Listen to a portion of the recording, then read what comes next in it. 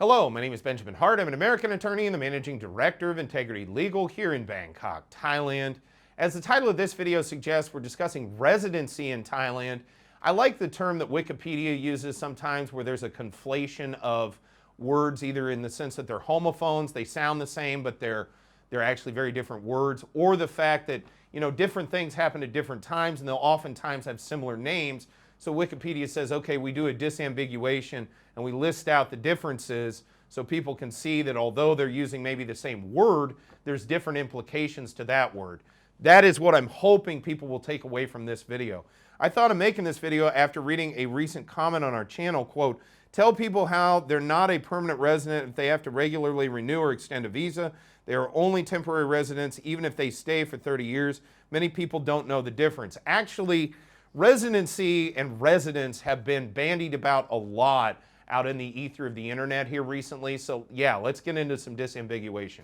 First off, in Thailand, let's be clear. When I discuss permanent residence, what we're talking about is something analogous to lawful permanent residence, aka green card status, back in the United States. It's the ability to, or what we would call in a British context, indefinite leave to remain, ILR.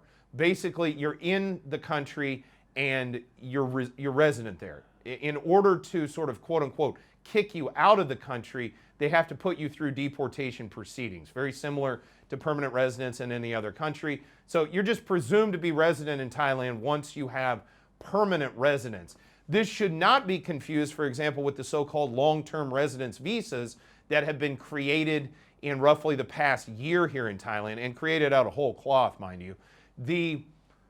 When it comes to that, I think it was a bad choice of terminology to call that a resident visa. It basically should be called a long stay visa because it does not confer residence in the legal sense of permanent residence or lawful permanent residence here in Thailand. It's just a really long visa, and non-immigrant, mind you. And again, I've discussed this in other videos. They keep claiming, oh, you don't have to do 90-day reporting as a result of being on this visa. I don't know how. It's non-immigrant. Non-immigrant visas are covered under the provisions of the Immigration Act of 1979, and that act says anyone in non-immigrant status needs to do a 90-day report. That's the Immigration Act. That is what it is. But leaving that aside, again, there's all kinds of confusion that arises in this whole notion of residence, which brings us over to the tax issue, which is tax residence. And again, as we've discussed in other videos, your rule of thumb is 180 days. Strictly speaking, 183 is the number that I've always seen, but I use 180 just as a rule of thumb.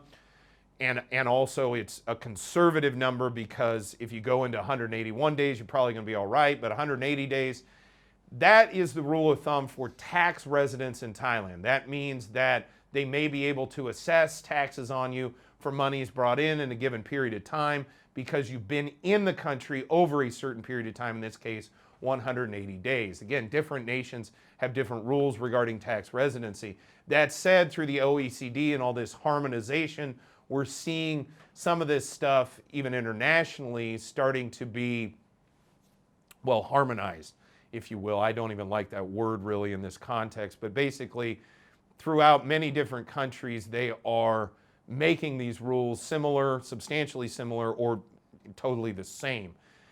Leaving that aside, that's tax residency, which people on top of all of these terms get mixed up with a yellow Tebian bond, which is a house registration book.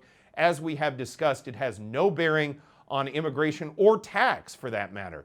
Yellow Tebian bonds or house registration books are for foreigners. They were created under the Civil Registration Act of 1991. And as we've discussed in other videos, they have no bearing on one's immigration status in Thailand, nor does it have any bearing on one's tax status. So those are the differences between residents here in Thailand, and I hope that provides some clarity and insight for those in Thailand who are dealing with issues related to living here long term or tax or how all these things interact.